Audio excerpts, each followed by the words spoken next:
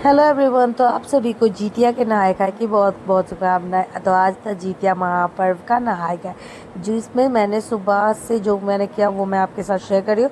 तो सबसे पहले मड़ुआ और नुनिया के साग को मैंने ग्रहण किया था, क्योंकि हमारे घर में सबसे पहले नुनिया का साग और जीतिया ये मड़ुआ जो होता है खड़ा मड़ुआ, उससे सबसे पहले आपको नहाय खाए करना पड़ता। उसके बाद हमारे घर में ये प्रसाद बनता है खर्रो, खर्रो बोल सकते हैं, झिंगनी बोल सकते हैं, और ये नोनिया का साग, फिर परवल, बहुत 3-4 तरह की चीज़ें। और पोईगल जो बिहार में अवेलेबल होता है, बिहार के लोग को पता होगा कि इसे क्या क्या कहते हैं। तो ये सारी चीज़ों को मिला के हम एक सब्ज़ी बनाते हैं। और आज ही के दिन मैंने पुरुकिया भी बनाया।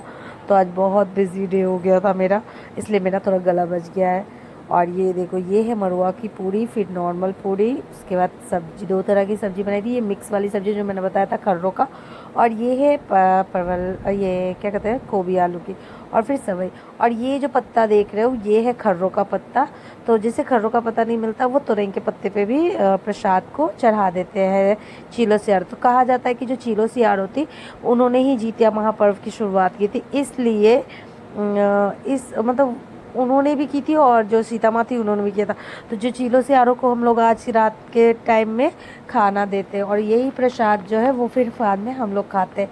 और कहा जाता है कि चीलो सियारो जो थी उसमें से सियारों को शायद मछली भी दी जाती है, लेकिन हमारे घर में मछली हमने कभी नहीं लगाया है। सब जो पूर्व स्टार्टिंग से जो सासू माम कर रही है उसी तरह से मैंने भी किया।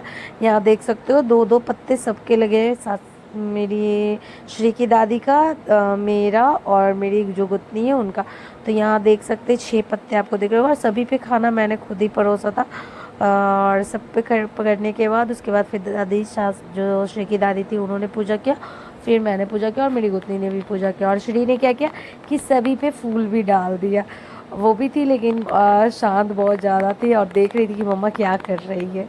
और ये जो पर्व है वो मैंने श्री के लिए किया है। और सभी ये जो पर्व होता है वो जो सुहागन औरतें होती है या जो और माताएं होती है, वो अपने बच्चे की लंबी उम्र के लिए करती है। तो आई होप आप सभी ने भी ये व्रत किया होगा।